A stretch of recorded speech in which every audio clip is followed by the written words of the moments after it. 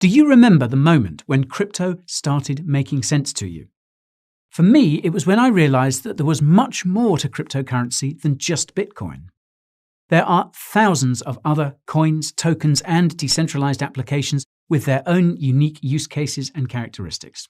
Now, I remember that when I first tried telling my friends and family about this enormous ecosystem, it flew right over their heads. And that's part of why I decided to start this channel.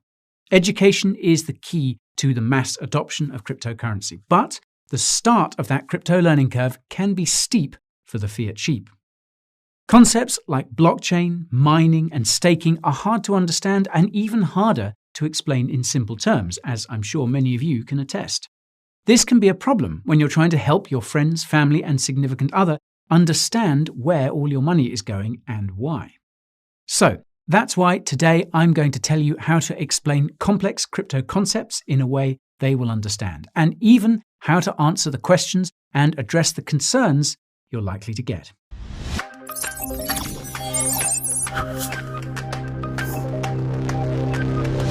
Before we proceed, there is a disclaimer you must heed. I am going to tell you many things today, but none of it is financial advice because that would be lame. I prefer to give you the knowledge you crave to find your own way out of being a wage slave. If this is your first encounter with the Bureau, my name is Guy and I'm a crypto hero. I put the highest quality crypto content on this site to counter the FUD and the Moonboy hype. News, reviews, coins, tokens, tutorials, tools, and more. It all comes jam-packed with entertainment, so you won't get bored. If you want to join me in my crypto fight, subscribe to the channel and ping the notification bell that shows up on the right. If you look down, you'll see there are a bunch of timestamps in the video timeline that you can use to skip around. Remember that watching the whole way through will help this content get found. Well, that's my intro shtick. Now let me tell you how you can help others make crypto click. If my personal experience is anything to go by, the first question you probably get when you start talking about cryptocurrencies with friends and family is, what the hell is cryptocurrency? Well, here's how I answer that question. Put simply, cryptocurrencies are like regular currencies, except they're entirely digital. Each individual cryptocurrency coin is fundamentally just a collection of numbers and letters. This sounds complicated, but it's actually not far off from what we see with currencies today. Here's what I mean by that. Almost every physical money bill on the planet has a unique serial number. This serial number corresponds to information like when the bill was printed, where it was printed, and so on. In theory, a record of all money bills that have ever been printed and where they are is kept by a central bank, which shares this information with smaller banks and the government. If you have a debit card or credit card, you'll know that you have an account number on there as well. You also have a password or PIN number that you use to access the money in that account. Your bank branch knows your account number and your name because you had to provide your personal information to open an account. This info is also shared with the central bank and government.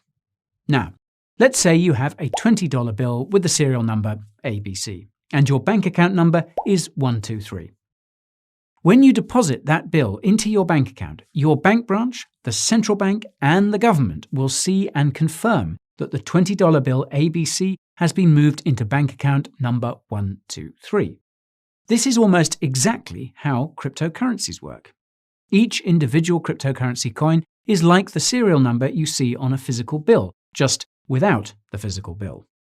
Just like regular bills, almost every cryptocurrency can be divided into smaller pieces. In the case of Bitcoin, each BTC can be divided into 100 million pieces called satoshis, which are like cents to a dollar. A cryptocurrency wallet address is like a bank account, except that there's no physical card that goes along with it. It's just an account number. Because you don't need to provide any personal information to create a cryptocurrency wallet, this means that your identity is not attached to your crypto wallet like a bank account is. Most importantly, any cryptocurrency held in your personal wallet is held directly by you, not custodied by a bank like regular money in a bank account. This means that nobody can shut down your cryptocurrency wallet or block your transactions because you have total control over that account at all times. Now, the trade-off here is that if you lose access to your cryptocurrency wallet or forget to write down the recovery phrase you get when you make one, well, you'll lose your cryptocurrency forever. Instead of banks and the government keeping track of everyone's bills and bank account balances, these records are stored across all the computers connected to a cryptocurrency network. These transactions and account balances are public and can be viewed by anyone using something called a blockchain explorer. Because computers can earn cryptocurrency for processing transactions on a cryptocurrency network, this incentivizes more computers to join the network to process transactions and earn cryptocurrency. This makes cryptocurrency networks secure because there is no single point of failure. This is called decentralization, and it's the polar opposite of the centralized setups of governments and banks. Now, in case you didn't put two and two together, that means the digital currencies banks around the world are creating are not cryptocurrencies. They're creating a seriously dystopian payment network. Be sure to tell them that the Coin Bureau has a video about that on their YouTube channel, and it's in the top right here. Once you've blown their minds with that analogy, you'll probably get questions about Bitcoin and Dogecoin and any other cryptocurrencies they've heard about. Here's what I would say. While you've probably heard of Bitcoin and Dogecoin, there are actually thousands of cryptocurrencies, just like there are hundreds of different regular currencies: US dollars, euros, Chinese yuan, and so on. The crazy thing is that every cryptocurrency is different, and not all of them are designed to be a currency you would actually use for everyday transactions. Broadly speaking, there are two types of cryptocurrencies: coins and tokens. Now, cryptocurrency coins belong to cryptocurrency networks that were built from the ground up. And by from the ground up, I mean that someone spent a lot of time and a lot of money putting together the code required to create a safe and reliable cryptocurrency network. Cryptocurrency coins are the cryptocurrencies given to computers when they process transactions for a cryptocurrency network. For example, BTC is a cryptocurrency coin because the Bitcoin network was built from the ground up, and BTC is given to the computers that process transactions for the Bitcoin network. Because cryptocurrency networks are so hard to make from scratch, only a few dozen cryptocurrencies are actually coins. The rest are cryptocurrency tokens. In contrast to cryptocurrency coins, crypto tokens are easy to make and can often be created in a matter of minutes with little to no effort. This is why there are tens of thousands of tokens. The NFTs you keep hearing about are actually cryptocurrency tokens that are like digital certificates of ownership for physical or digital art pieces. NFTs are just the tip of the iceberg of what you can do with tokens as well. For example, there's a company called Circle that issues a cryptocurrency token called USDC. USDC is fully backed by real US dollars, which means that for every one USDC in circulation, Circle has $1 in the bank. You can create USDC by giving them your dollars and redeem your dollars with USDC. Another company called Paxos issues a cryptocurrency token called PaxG. Each PaxG token is backed by 1 troy ounce of gold kept in a vault here in London, and you can redeem PaxG tokens for real physical gold or US dollars. The best part is that both Circle and Paxos are fully regulated in the United States and regularly audited to make sure they have the appropriate number of reserves on hand backing their tokens. How's that for security? Now, speaking of security, the most important thing to remember about cryptocurrency tokens is that a lot of them are nothing more than scams. This is primarily because cryptocurrency tokens are so easy to create. All a scammer needs to do is create a token, set up a fancy website, pay for a few ads on social media, pay a few news outlets to feature their shitcoin, and they can get rich off crypto noobs overnight. Naturally, the next question your crypto-curious compatriots are likely to croak is a timeless classic. Are cryptocurrencies safe? After all, I heard they're used by scammers and criminals, and I keep reading about all of these cryptocurrency hacks. Well, this is usually my response to these sorts of questions and comments. Whether a cryptocurrency is safe or not ultimately depends on the context. For starters, not all cryptocurrencies are created equal. Some cryptocurrencies are built to prioritize speed over security, and usually the consequences of that play out quite quickly. Luckily for us, there are always hackers somewhere looking to crack cryptocurrency networks so they can trick them into creating new coins or tokens out of thin air to sell for a fancy profit. Now, this might sound scary, but it's no different to what happens to banks and corporations on a daily basis. When hackers succeed, the affected company usually beefs up its cybersecurity. The same goes for cryptocurrencies. This means that most cryptos that have been around for years are robustly battle-tested as a consequence of always being under attack by bad actors. If you're not convinced, well, consider this. As I mentioned earlier, some cryptocurrency networks are made up of computers spread out around the world that are constantly double-checking transaction histories and account balances. If you wanted to corrupt a cryptocurrency network, you would have to hack more than half of all the computers connected to the network at the same time in order to do it.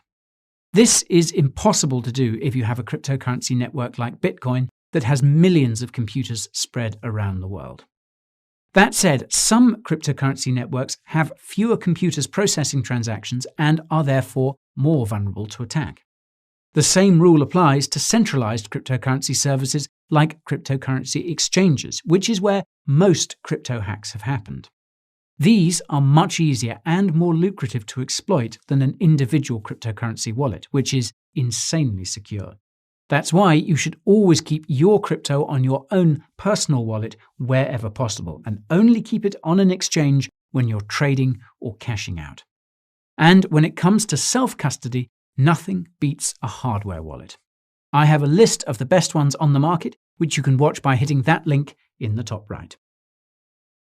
When it comes to criminal activities, it is true that ransom demands made by hackers often involve some kind of cryptocurrency. While the cryptocurrency these hackers demand is often Bitcoin, they almost always exchange that Bitcoin for a privacy-oriented cryptocurrency like Monero as soon as they can. This is because Bitcoin and most other cryptos have publicly viewable transactions and wallet balances. This makes Bitcoin transactions very easy to trace by authorities, even more than regular currencies.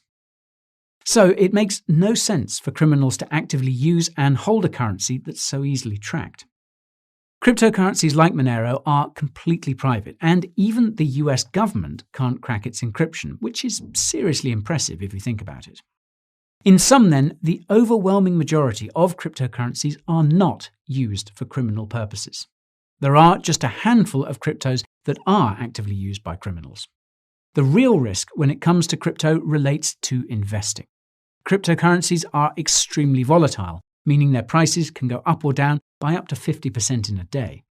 Investing too much in crypto can be extremely dangerous, especially when you push your luck with something called leverage trading, which basically uses borrowed money.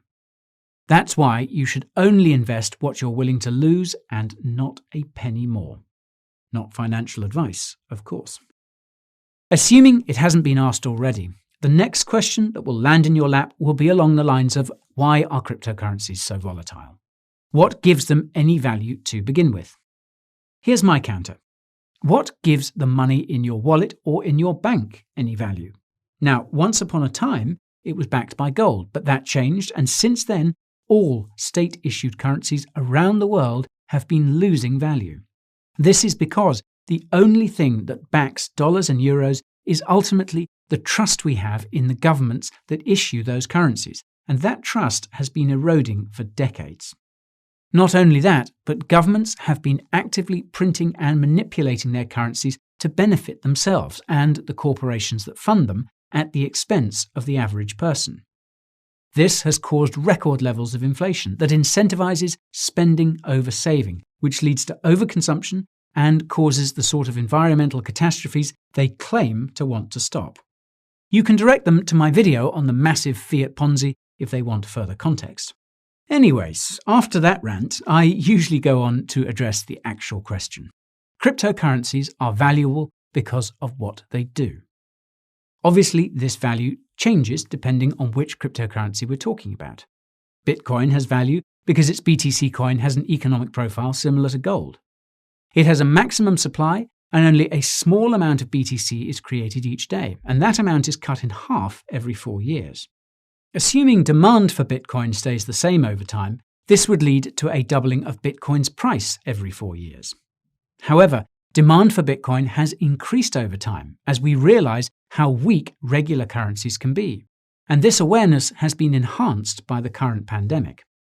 As basic economics dictate, when something has a limited supply but the demand for it continues to increase, prices inevitably rise. Many investors also see Bitcoin as a safe place to park your capital outside of the current financial system, including me. One important thing to note is that most other cryptocurrencies are highly correlated to Bitcoin, meaning their prices are reliant on what BTC does. Even though that's the case, some cryptos such as Ethereum have insane value due to the utility they provide. The Ethereum network can be used to create those cryptocurrency tokens I was talking about earlier, and you can even create decentralized applications and websites that can't be censored or shut down. All transactions related to creating and moving tokens and interacting with these applications require Ether to pay for gas fees. This means the demand for ETH rises as the Ethereum network gains adoption, and Ethereum has seen some serious adoption. Visa is testing payments on the Ethereum network using that USDC token I mentioned earlier, and the European Central Bank even issued a bond on the Ethereum blockchain. Now, the reason why the value of BTC, ETH, and every other cryptocurrency fluctuates so much each day is because basically nobody knows what these technologies are actually worth. The prices of stocks and gold and even regular currencies fluctuate every day for the same reason, but cryptocurrencies are much more volatile because what they do is revolutionary. Cryptocurrency networks make it possible to lend, save, and borrow without an identity, credit score, or bank. They make it possible to do business directly with other people without a middleman taking a cut, meaning service giants like Uber and tech giants like Facebook could become obsolete. They make it possible for communities to pool their funds together and vote on how they should be spent, which could eventually cut out the needs for governments and their crooked politicians. You could even say that cryptocurrencies are the equivalent of a powerful alien technology that threatens the dominance of the powers that be. Now, this potential makes the average crypto investor very emotional. The slightest possibility of a clampdown on crypto results in a market crash, and the most outlandish rumor can lead to a massive market pump. In the longer term, however, you can see that crypto is growing, and that growth is unlikely to stop anytime soon. Now, by this point in time, you've probably more or less convinced your cohort that crypto is pretty legit, and that means there's only one question they have left to ask you. Which cryptocurrencies should I buy? Well, before you answer that question, you must remember to emphasize that nothing you tell them is financial or investment advice. Otherwise, you could end up in court if their crypto investments go south. And even if you're legally covered, you could still find yourself eating a knuckle sandwich or two if your guidance directs their greed to a financial gutter. That's why I usually respond with the following. Which cryptocurrencies you decide to invest in boils down to your timeline and risk tolerance. In terms of timeline, the cryptocurrency market seems to follow a 4-year cycle. We're currently in the bull market phase, which is where prices gradually rise. The crypto bull market could end as soon as this fall and as late as early 2022, and the likelihood that you will sell your cryptocurrencies when they're at their highest prices is slim to none. Although most cryptos have seen most of their gains for this bull market, a 2 to 3x return on investment is still possible, and it's even more likely if you decide to hold until the next crypto bull market. Fun fact, buying and holding cryptocurrency will give you about the same amount of profit as actively trading crypto, which I don't recommend you do unless you plan on making it your full-time job. When it comes to risk tolerance, it might sound a bit funny considering cryptocurrencies are risky investments, but there are varying degrees of risk even within the crypto market. Logically, the more risk you're willing to take, the greater reward you stand to gain. Now, the easiest way to measure risk and reward is to look at a cryptocurrency's market cap. This is an extremely important metric to check because the dollar value of cryptocurrencies can be misleading. A cryptocurrency's market cap is calculated by the current value of that coin or token times its circulating supply. The reason why Dogecoin is ranked so high is because it has a circulating supply of 130 billion. And when you multiply that by Dogecoin's 30-cent price, you get a $40+ billion market cap.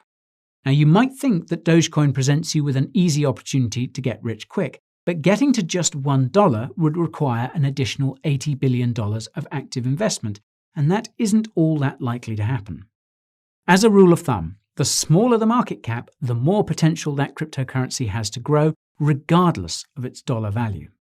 That's because it takes less money to increase its value.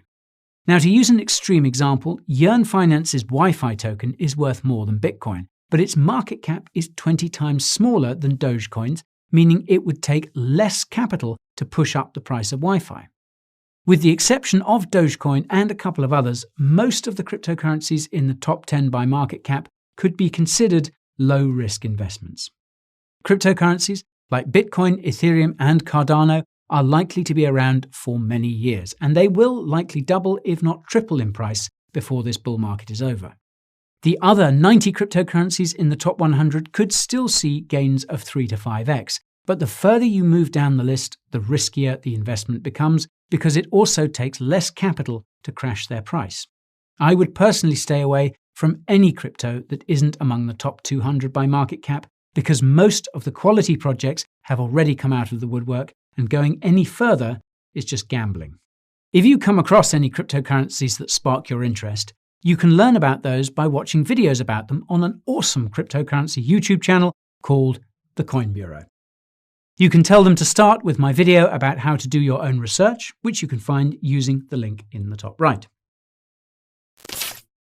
Well, that's all for today's tutorial on how to talk to no-coiners about cryptocurrency. So, if you liked what you saw, let me know by smashing that like button. Remember to subscribe to the channel if you're crypto crazy, and feel free to send this video to your family and friends if you're feeling lazy. Now, I'd love to hear from you. So, how do you answer common crypto questions and concerns about crypto? Let me know by dropping me a comment below. While you wait for my next flick to hit the tube, here's what you should do. Follow me on Twitter, TikTok, and Instagram, and get your daily dose of crypto updates by joining my free channel on Telegram. If you feel like you're falling behind the crypto market, subscribing to my weekly newsletter is the perfect way to keep up the pace. It's got everything you need to help you win your crypto race. If you're feeling generous, you can support the channel by getting a shirt or hoodie from the Coin Bureau merch store. I know you'll find something you like. You can find your way to all these resources using the links in the video description. Thank you so much for watching, and I will see you again pronto.